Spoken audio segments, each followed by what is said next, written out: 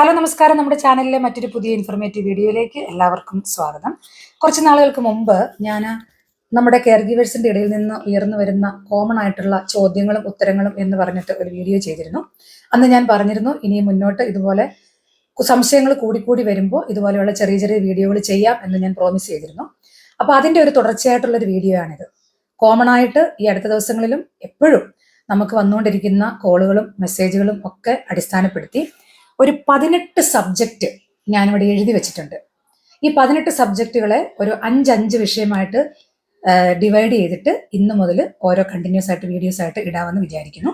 Common ആയിട്ട് വരുന്ന സംശയങ്ങളാണ് കേട്ടോ. പല പ്രാവശ്യം നമ്മളുടെ 2 വാട്സപ്പ് ഗ്രൂപ്പിലും അല്ലാതെയും ഒക്കെ സംശയങ്ങൾ വരുമ്പോൾ നമ്മൾ പറഞ്ഞു പോയിട്ടുള്ള കാര്യമാണെങ്കിൽ പോലും പലർക്കും ഇപ്പോഴും സംശയമാണ്.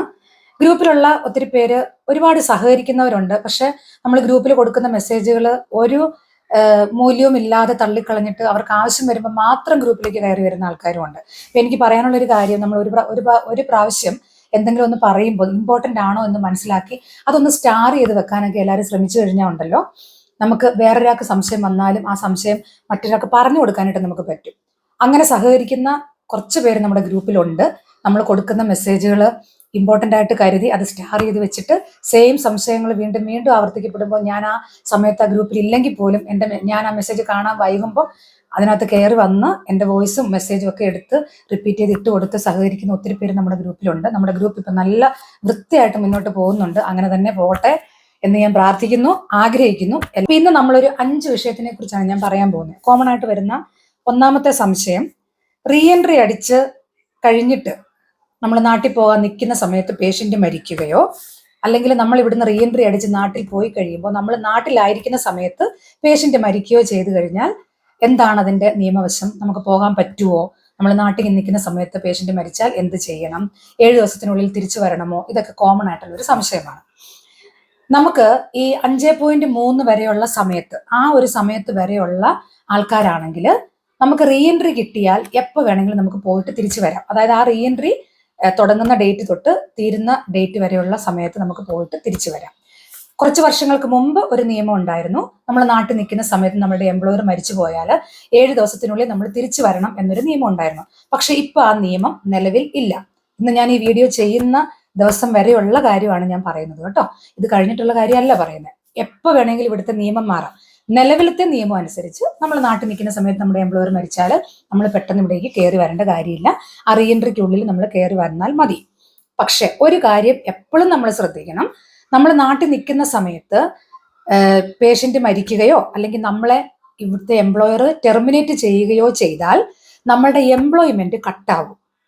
അപ്പൊ അങ്ങനെ എന്തെങ്കിലും സംഭവിക്കുകയാണെങ്കിൽ, അതായത് നമ്മൾ നാട്ടിൽ നിൽക്കുന്ന സമയത്ത് നമ്മുടെ എംപ്ലോയർ മരിക്കുകയോ നമ്മുടെ എംപ്ലോയർ നമ്മളെ ടെർമിനേറ്റ് ചെയ്യുകയോ ചെയ്താൽ വേഗം അന്ന് തൊട്ട് നമ്മുടെ മിസ്രാത്ത് അപ്പിനിമെന്റ് സൈറ്റിൽ നമ്മളുടെ എംപ്ലോയ്മെന്റ് കട്ടാവുന്ന ഡേറ്റ് ചെക്ക് ചെയ്തുകൊണ്ടേയിരിക്കണം.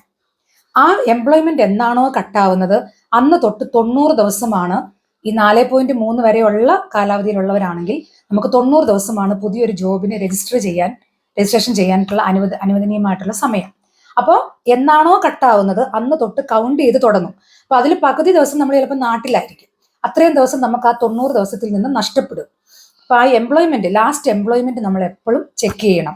അതിപ്പോ ടെർമിനേഷൻ ആയാലും പേഷ്യന്റ് മരിച്ചാലും ഓക്കെ. ഈ ഒരു കാര്യം പ്രത്യേകം എല്ലാവരും ശ്രദ്ധിക്കണം. ഇനി പേഷ്യന്റ് മരിച്ചു കഴിയുമ്പോൾ നമ്മുടെ നാട്ടിൽ ഇപ്പോൾ ഒരു മരണം നടക്കുമ്പോൾ നമ്മൾ നമ്മുടെ പഞ്ചായത്തിലൊക്കെ ഇൻഫോം ചെയ്യുമ്പോഴാണ് നമുക്കൊരു ഡെത്ത് സർട്ടിഫിക്കറ്റ് കിട്ടുന്നത്, അല്ലെ? എന്ന് പറയുന്നത് പോലെ ഇവിടുത്തെ ഹെൽത്ത് മിനിസ്ട്രിയിൽ ഓരോ മരണവും രേഖപ്പെടുത്തിയിരിക്കണം. ഒരു ഇസ്രായേൽ സിറ്റിസൺ മരിക്കുമ്പോൾ ഇവിടുത്തെ ഹെൽത്ത് മിനിസ്ട്രിയിലേക്ക് അറിയിപ്പ് കിട്ടിക്കഴിയുമ്പോഴാണ്, ആ പേഷ്യന്റ് മരിച്ചു എന്നുള്ള അറിയിപ്പ് കൊടുത്തു കഴിയുമ്പോഴാണ് നമ്മളുടെ എംപ്ലോയ്മെന്റ് കട്ടാവുന്നത്. അതായത് ആ മരിച്ചുപോയ ആൾക്ക് പിന്നെ ഒരു വർക്കറിന്റെ ആവശ്യമില്ല. അപ്പോൾ അന്ന് തൊട്ട് നമ്മളുടെ എംപ്ലോയ്മെന്റ് കട്ടാവും. അപ്പൊ ചില ഫാമിലി വളരെ ലേറ്റ് ആയിട്ടേ ഇത് ഇൻഫോം ചെയ്യുള്ളൂ. ഇൻഫോം ചെയ്യാൻ ലേറ്റ് ആവുന്നു എന്ന് വിചാരിച്ചിട്ട് നമുക്ക് അത്രയും ദിവസം നീണ്ടു കിട്ടണം എന്ന് നിർബന്ധമില്ല. കാരണം ആ ഡെത്ത് ആയ ഡേറ്റ് തൊട്ടാണ് ഈ ഹെൽത്ത് മിനിസ്ട്രി ഇത് കൗണ്ട് ചെയ്യുന്നത്. ചില കേസിൽ ആ ഡെത്ത് ആയ ഡേറ്റ് തന്നെ നമ്മുടെ എംപ്ലോയ്മെന്റ് കട്ടാവും. ചിലരുടെ കേസിൽ 7 ദിവസം അല്ലെങ്കിൽ 9 ദിവസം കഴിഞ്ഞിട്ടായിരിക്കും കട്ടാവുന്നത്. അപ്പൊ എന്നാണോ നമ്മളുടെ എൻഡ് ഓഫ് ദ എംപ്ലോയ്മെന്റ് എന്ന് കാണിക്കുന്നത് ആ ഡേറ്റ് നമ്മൾ പ്രത്യേകം ശ്രദ്ധിക്കണം. അന്ന് തൊട്ട് 90 ദിവസമാണ് നമുക്ക് ഉള്ളത്. അപ്പൊ ഇപ്പോൾ ഒരു 2 മാസത്തേക്കൊക്കെ നാട്ടിലേക്ക് ലീവ് എടുത്ത് പോയിരിക്കുന്ന സമയത്താണ് നമ്മളുടെ എംപ്ലോയ്മെന്റ് നമ്മളപ്പോൾ നാട്ടിൽ ചെന്നിട്ട് ഒരു 2 ദിവസം 3 ദിവസം ഒക്കെ കഴിയുമ്പോഴാണ് നമ്മുടെ എംപ്ലോയർ മരിച്ചു പോകുന്നതെങ്കിൽ ഒരു കാര്യം ഓർക്കണം, 2 മാസം എന്ന് പറയുമ്പോൾ 60 ദിവസമുണ്ട്. അപ്പൊ ഈ 60 ദിവസം നമ്മുടെ 90 ദിവസത്തിൽ നമുക്ക് നഷ്ടപ്പെടുക ചെയ്യുന്നത്. ബാക്കി 30 ദിവസമേ ഉള്ളൂ. അതിനുള്ളിൽ നമ്മൾ ഇവിടെ തിരിച്ചു കയറി വന്ന് ഒരു ജോബ് കണ്ടുപിടിച്ച് നമ്മൾ രജിസ്റ്റേർഡ് ആവണം. അത് പ്രത്യേകം ശ്രദ്ധിക്കണം. ഇനി നാട്ടിൽ നിൽക്കുന്ന സമയത്ത് നമ്മുടെ എംപ്ലോയർ മരിച്ചാൽ ചിലപ്പോൾ ഫാമിലി ഏജൻസിയെ ഇൻഫോം ചെയ്യും, ചിലർ ഇൻഫോം ചെയ്യത്തില്ല. നമ്മളുടെയും കൂടി ഉത്തരവാദിത്തമാണ് നമ്മളുടെ ഏജൻസിനെ അറിയിക്കുക എന്നുള്ളത്. നമ്മുടെ എംപ്ലോയർ മരിച്ചുപോയി എന്നുള്ളത് അറിയിക്കുക എന്നുള്ളത് നമ്മളുടെയും കൂടി ഉത്തരവാദിത്തമാണ്. ഇനി ഇത് പ്രത്യേകം പറയുന്നത് എന്തിനാണെന്നറിയാവോ? ചിലരൊക്കെ എംപ്ലോയർ മരിച്ചു പോയല്ലോ, ഇനിയിപ്പോൾ ഇത്ര സമയമുണ്ടല്ലോ, പയ്യെ വന്നാൽ മതിയല്ലോ എന്നൊക്കെ പറഞ്ഞിട്ട് ഈ മുഴുവൻ ലീവും ഉപയോഗിച്ചിട്ട് തിരിച്ചു വന്നു കഴിഞ്ഞിട്ട് ചിലപ്പോൾ 20 ദിവസം 22 ദിവസമൊക്കെ അല്ലെങ്കിൽ 20 ദിവസം 15 ദിവസം 10 ദിവസമൊക്കെ മിച്ചമുള്ളെങ്കിൽ ആ ദിവസത്തിനുള്ളിൽ ചിലപ്പോൾ ഒരു ജോബ് കണ്ടുപിടിക്കാൻ പ്രയാസമായിരിക്കും. ഓക്കെ, നമുക്കൊരു ജോബ് കണ്ടുപിടിച്ച് നമ്മൾ ട്രയൽ കയറി ഒരു നല്ല ജോബ് ആണെന്ന് കാണുമ്പോഴാണല്ലോ എല്ലാവരും രജിസ്ട്രേഷൻ ചെയ്യുന്നത്. അതിനുവേണ്ടി ചിലപ്പോൾ തപ്പി നടക്കുന്ന സമയത്ത് ഈ 90 ദിവസം കൗണ്ട് ചെയ്യുന്നില്ല. നമ്മൾ 90 ദിവസം കഴിഞ്ഞു പോകുന്നത് നമ്മൾ അറിയാതിരിക്കുകയും അത് ശ്രദ്ധിക്കാതെ പോകുന്നത് കൊണ്ട് പിന്നീട് വരുന്ന രജിസ്ട്രേഷൻ ബ്ലോക്ക് ആവുകയും ചെയ്യുന്ന അനുഭവങ്ങൾ ഒത്തിരി പേർക്കുണ്ട്. അതുകൊണ്ടാണ് പറയുന്നത് നമ്മൾ പ്രത്യേക ഏജൻസിനെ ഇൻഫോം ചെയ്യണം. നമ്മളും അതിനകത്ത് നമ്മളത് ശ്രദ്ധിക്കുന്നുണ്ടായിരുന്നു എന്നുള്ളതിന്റെ തെളിവ് നമ്മുടെ കയ്യിൽ ഉണ്ടാവണം. 90 ദിവസത്തിനുള്ളിൽ നമ്മൾ രജിസ്റ്റേർഡ് ആവാനായിട്ട് നോക്കണം. ഇനി റീ എൻട്രി അടിച്ച് നിൽക്കുന്ന സമയത്ത് നാട്ടിലേക്ക് പോകുന്നതിന് മുന്നേ ആണ് എംപ്ലോയർ മരിക്കുന്നതെങ്കിൽ എന്താണ് അവസ്ഥ എന്ന് ചോദിച്ചിട്ടുണ്ട് ആൾക്കാർ. അതായത് ഒരു എംപ്ലോയർ, നമ്മൾ പറഞ്ഞല്ലോ എംപ്ലോയർ മരിച്ചു കഴിഞ്ഞാൽ ചില കേസിൽ അന്ന് തന്നെ എൻഡ് ഓഫ് ദി എംപ്ലോയ്മെന്റ് കാണിക്കും, ചിലരുടെ കേസിൽ 7 ദിവസം 9 ദിവസം ഒക്കെ എടുക്കും ഇത് കട്ടാവാനായിട്ട്. എങ്ങനെയായാലും നമ്മളുടെ ആ ഒരു എംപ്ലോയ്മെന്റ് കട്ടാവുന്ന ആ ഒരു പീരീഡ് ഓഫ് ടൈമിൽ നമ്മൾ ഇവിടുന്ന് എക്സിറ്റ് ആവണം. ഒരുപാട് ദിവസം അങ്ങോട്ട് മുന്നോട്ട് പോകരുത്.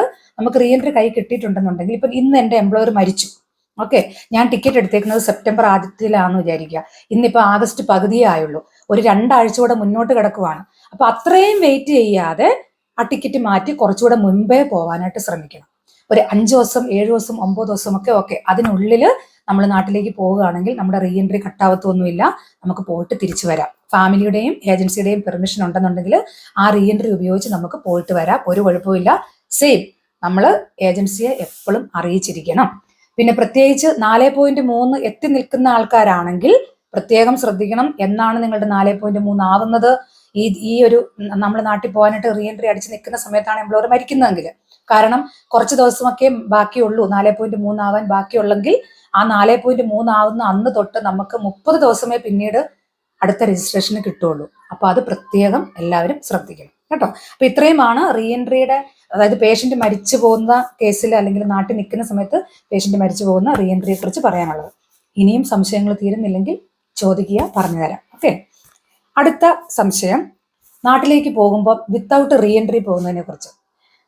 ഇതിനെക്കുറിച്ച് നമ്മൾ ഒരുപാട് പ്രാവശ്യം പറഞ്ഞിട്ടുള്ളതാണ്. പലർക്കും ഈ ഒരു കാര്യത്തില് ബാഡ് അനുഭവങ്ങൾ ഉണ്ടായിട്ട് നമ്മൾ കവലോവത് ഇടപെട്ട് ഇവിടെ തിരിച്ചിറക്കിയ ആൾക്കാരുണ്ട്. അതായത് നമുക്ക് ഇവിടുന്ന് എന്ത് റീസൺ ആയിക്കോട്ടെ, നമ്മളുടെ ഏറ്റവും അടുത്ത ഫാമിലി മെമ്പർ മരിച്ചു, അല്ലെങ്കിൽ നമുക്ക് ഏറ്റവും അടുത്ത ഫാമിലി മെമ്പർ ഹോസ്പിറ്റലിൽ സീരിയസ് ആയിട്ട് കിടക്കുന്നു, അല്ലെങ്കിൽ നമുക്ക് എന്തെങ്കിലും ഒരു ഹെൽത്ത് ഇഷ്യൂ, എന്ത് റീസൺ ആയിക്കോട്ടെ, നാട്ടിൽ പോകുന്നതിന് മുമ്പ് റീ എൻട്രി അടിക്കാതെ നിങ്ങൾ പോവരുത്. എത്ര വിശ്വസിക്കാവുന്ന ഫാമിലി ആണെങ്കിലും എത്ര വിശ്വസിക്കാവുന്ന ഏജൻസി ആണെങ്കിലും നമ്മൾ ഇവിടുന്ന് പോയി കഴിഞ്ഞാൽ ഒരുപക്ഷെ അവർ നമ്മളെ കൈയൊഴിയും, റീ എൻട്രി അവർ തരത്തില്ല. പലർക്കും അങ്ങനെ അനുഭവങ്ങൾ പറ്റിയിട്ടുണ്ട്. നാട്ടിൽ പോയി സ്റ്റക്കായി നിൽക്കുന്ന ആൾക്കാരെ ഇപ്പോഴും എനിക്കറിയാം. ഇവിടുന്ന് ഫാമിലിയെയും ഏജൻസിയെയും വിശ്വസിച്ച് പോയിട്ട് നാട്ടിൽ ചെന്ന് കഴിയുമ്പോൾ റീ എൻട്രി അയച്ചു തന്നേക്കാം എന്ന് പറഞ്ഞിട്ട് പോയിട്ട് പണി കിട്ടിയവരുണ്ട്. അതുകൊണ്ട് ഒരു കാരണവശാലും, എനിക്ക് നിങ്ങളുടെ എല്ലാവരുടെയും വിഷമങ്ങൾ മനസ്സിലാവും. നമ്മുടെ പ്രിയപ്പെട്ടവർ മരിക്കുന്നു, അല്ലെങ്കിൽ നമുക്ക് എന്തെങ്കിലും പ്രത്യേകിച്ച് ഹെൽത്ത് ഇഷ്യൂ, അല്ലെങ്കിൽ ആരെങ്കിലും നമ്മുടെ പ്രിയപ്പെട്ടവർ സീരിയസ് ആയിട്ട് ഹോസ്പിറ്റലിൽ കിടക്കുന്നു, അവസാനമായിട്ട് കാണാനുള്ള ആഗ്രഹം, എല്ലാവരെയും മനസ്സിലാവും. പക്ഷെ നമ്മൾ പ്രവാസികളാണ്, നമുക്ക് തിരിച്ചിവിടെ വന്ന് ജോലി ചെയ്യാൻ ആവശ്യമുള്ള ആൾക്കാരാണെങ്കിൽ ചില കാര്യങ്ങളിലൊക്കെ നമ്മൾ കോംപ്രമൈസ് ചെയ്യണം. നാട്ടിൽ മരണങ്ങൾ ഉണ്ടാകുമ്പോൾ ഇവിടെയുള്ള ആൾക്കാർക്ക് അവിടെ എത്തിപ്പെടാനായിട്ട് കുറച്ച് ദിവസം സമയം എടുക്കുന്നു എന്ന് പറഞ്ഞാൽ നാട്ടിലുള്ളവരും കൂടെ നമ്മളൊന്ന് സഹകരിക്കണം. കാരണം നമുക്ക് റീ എൻട്രി ഇല്ലാതെ ഇവിടുന്ന് പോയി കഴിഞ്ഞാൽ നമ്മൾ നാട്ടിൽ ചെന്ന് കഴിയുമ്പം ഇവിടുത്തെ ആൾക്കാരുടെ മനസ്സ് മാറുന്ന ഒരു സെക്കൻഡ് മതി. ഓക്കെ, നമ്മളെക്കാട്ടി നല്ല ഒരാളെ അവിടെ റിലീവർ ആയിട്ട് കൊടുത്തിട്ടാണ് നമ്മൾ പോകുന്നതെങ്കിൽ, നമ്മളെക്കാട്ടി നന്നായിട്ട് ജോലി ചെയ്യുന്നവരാണ് അവിടെ നിർത്തിയിട്ട് പോകുന്നതെങ്കിൽ ഉറപ്പായിട്ടും എത്ര നല്ല ഫാമിലി ആണെങ്കിലും അവരവരെ റീപ്ലേസ് ചെയ്യും. പിന്നെ നമ്മൾ കുറ്റം പറഞ്ഞിട്ട് കാര്യമില്ല. അതുകൊണ്ട് എന്ത് റീസൺ ആയിക്കോട്ടെ ഇവിടുന്ന് പോകുന്നതിന് മുമ്പ് റീ എൻട്രി അടിച്ചിട്ടേ പോകാവുള്ളൂ. അതിപ്പോ കെയർ ഗിവിംഗ് സെക്ടറിൽ മാത്രമല്ല, അഗ്രികൾച്ചർ ആയാലും കൺസ്ട്രക്ഷൻ മേഖലയായാലും ഏത് മേഖലയിലുള്ള ആൾക്കാരാണെങ്കിലും റീ എൻട്രി അടിക്കാതെ നാട്ടിൽ പോയാൽ, നാട്ടിൽ ചെന്ന് കഴിഞ്ഞാൽ നമുക്ക് ഒന്നും ചെയ്യാൻ പറ്റത്തില്ല. ഈവൻ കവലോവേദന പോലും നമ്മളെ സഹായിക്കാൻ പറ്റത്തില്ല. കാരണം ഒരു എംപ്ലോയറിന് നമ്മളെ വേണ്ട എന്ന് പറഞ്ഞാൽ പിന്നീട് നമുക്ക് ഇവിടെ വരണമെന്നുണ്ടെങ്കിൽ നമ്മുടെ ഏജൻസി നമുക്ക് പുതിയൊരു എംപ്ലോയറെ കണ്ടുപിടിച്ച് തന്നാൽ മാത്രമേ, ഒരാൾ അനുവാദം തന്നാൽ മാത്രമേ നമുക്ക് ഈ രാജ്യത്തേക്ക് തിരിച്ചു കയറാൻ പറ്റുള്ളൂ. അതുകൊണ്ട് എത്ര ക്യൂരിയസ് ആയിട്ടുള്ള അല്ലെങ്കിൽ അത്രയും ക്രൂഷ്യൽ ആയിട്ടുള്ള സിറ്റുവേഷൻ ആണെങ്കിൽ പോലും റീ എൻട്രി അടിക്കാതെ നാട്ടിൽ പോവരുത്.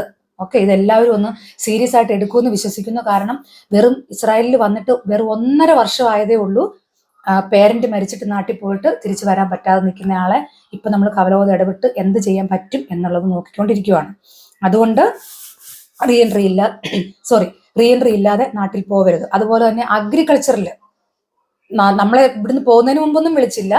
അഗ്രികൾച്ചറിൽ അവരുടെ ബോസും കമ്പനിയും പറയുന്നത് വിശ്വസിച്ച് റീ എൻട്രി ഇല്ലാതെ നാട്ടിൽ പോയിട്ട് ഇപ്പൊ തിരിച്ചു വരാൻ പറ്റാതെ വിട്ടു നിൽക്കുന്ന ആൾക്കാരുണ്ട്. അതേസമയം ഇവിടുന്ന് പോകുന്നതിന് മുമ്പ് സ്വന്തം പേരന്റ് അല്ലെങ്കിൽ ഫാമിലി മെമ്പർ മരിക്കുന്ന സമയത്ത് റീ എൻട്രി കിട്ടാനുള്ള താമസം, ആ താമസത്തിൽ നമ്മൾ ഇവിടുന്ന് പോകുന്നതിന് മുമ്പ് കവലോവേദനെ ബന്ധപ്പെട്ട് കഴിഞ്ഞിട്ട് അവരുടെ റിലേഷനോട് കൂടി, അവരുടെ കോണ്ടാക്റ്റോട് കൂടി ഏജൻസി പ്രോമിസ് ചെയ്ത് പോയാൽ നമുക്ക് വേണ്ടി അവർ ഫൈറ്റ് ചെയ്യും.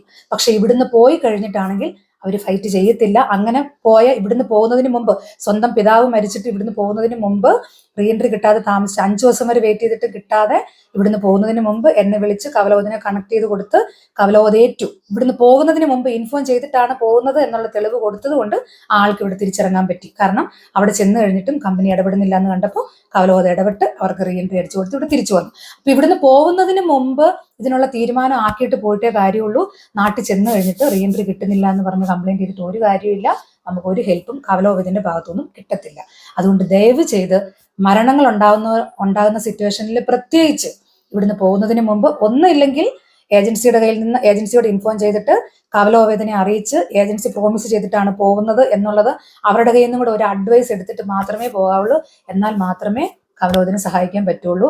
എന്നെ പലരും വിളിക്കുമ്പം പല സ്ഥലത്തും നിസ്സഹായമായി പോകുന്നുണ്ട് ഞാൻ, അതുകൊണ്ടാണ് പറയുന്നത് കേട്ടോ. അപ്പം ചില സമയത്തൊക്കെ നമുക്ക് ചില കാര്യങ്ങളിൽ ഭയങ്കരമായിട്ട് നമ്മൾ നിസ്സഹായരായി പോകും. ചെയ്യണമെന്ന് ആഗ്രഹമുണ്ട്, സഹായിക്കണമെന്ന് ആഗ്രഹമുണ്ട്, പക്ഷെ നിയമത്തിൻ്റെതായ വഴിക്കേ പോവുള്ളൂ. അതുകൊണ്ടാണ് പ്രത്യേകം എടുത്തു പറയുന്നത്.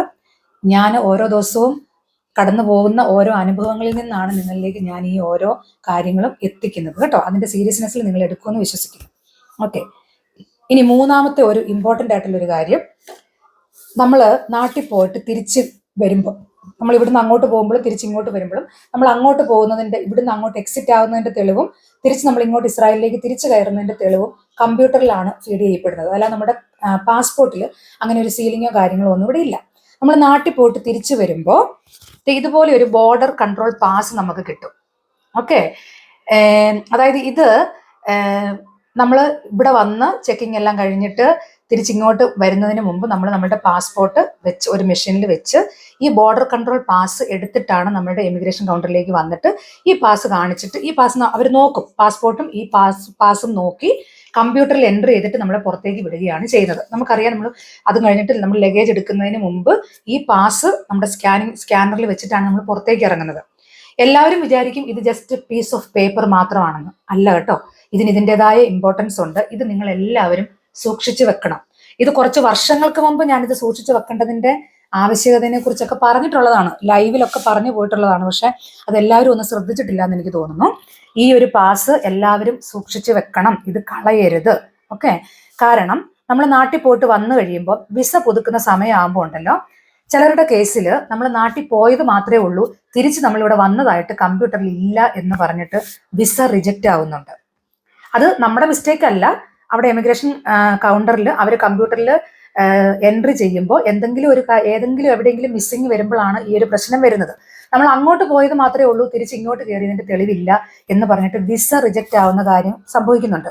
ആ സമയത്ത് മിനിസ്ട്രി ആവശ്യപ്പെടുന്ന ഒരു പേപ്പറാണ് ഇത്.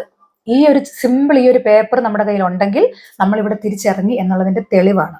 അപ്പൊ ഇത് എല്ലാവരും സൂക്ഷിച്ചു വെക്കണം. ഈ അടുത്തിടയ്ക്ക് ഒരുപാട് പേർക്ക് അങ്ങനെ അനുഭവങ്ങൾ ഉണ്ടായിട്ടുണ്ട്, അതുകൊണ്ടാണ് പറയുന്നത്. ഓക്കെ, അതുപോലെ തന്നെ നാട്ടിൽ പോയിട്ട് പാസ്പോർട്ട് പുതുക്കിയിട്ട് വരുന്നവരുണ്ട്. അപ്പോൾ തിരിച്ച് നമ്മൾ വന്നു കഴിയുമ്പം നമ്മൾ പുതിയ പാസ്പോർട്ട് നമ്പർ വെച്ചിട്ടാണല്ലോ വിസയ്ക്ക് അപേക്ഷിക്കുന്നത്.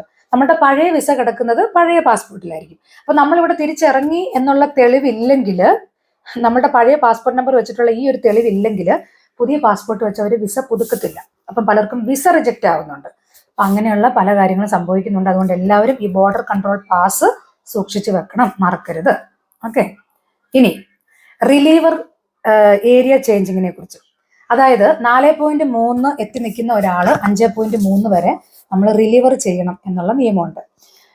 എല്ലാവരും ചോദിക്കുന്ന ഒരു കാര്യമാണ് ഏരിയ ചേഞ്ചിങ്ങിനെ കുറിച്ച്. അതായത് നമ്മൾ സാധാരണ ജോബ് മാറുമ്പോൾ ഏരിയ മാറുന്നതിൻ്റെതായ നിയമങ്ങളുണ്ടല്ലോ, അതേ നിയമം ഈ റിലീവർ പീരീഡിലുള്ളവർക്കും ബാധകമാണ്. അതായത് നമ്മൾ ഈ 4.3 ആവുന്ന ആ ഒരു സമയത്ത് നമ്മൾ ഏത് കാരണത്താലാണോ നമ്മുടെ ജോബ് എൻഡ് ആയത്, ചിലപ്പോൾ നമ്മൾ റിസൈൻ കൊടുത്തതായിരിക്കാം, ചിലപ്പോൾ നമ്മളെ ടെർമിനേറ്റ് ചെയ്തതായിരിക്കാം, അല്ലെങ്കിൽ പേഷ്യൻ്റ് മരിച്ചതായിരിക്കാം, ഓൾഡ് ഏജ് ഹോമിലേക്ക് മാറ്റിയതായിരിക്കാം. പേഷ്യൻ്റ് മരിച്ചതോ ഓൾഡ് ഏജ് ഹോമിലേക്ക് മാറ്റിയതോ ആണെങ്കിൽ നമുക്ക് ഏത് ഏരിയയിൽ വേണമെങ്കിലും പോയി റിലീവർ ചെയ്യാം.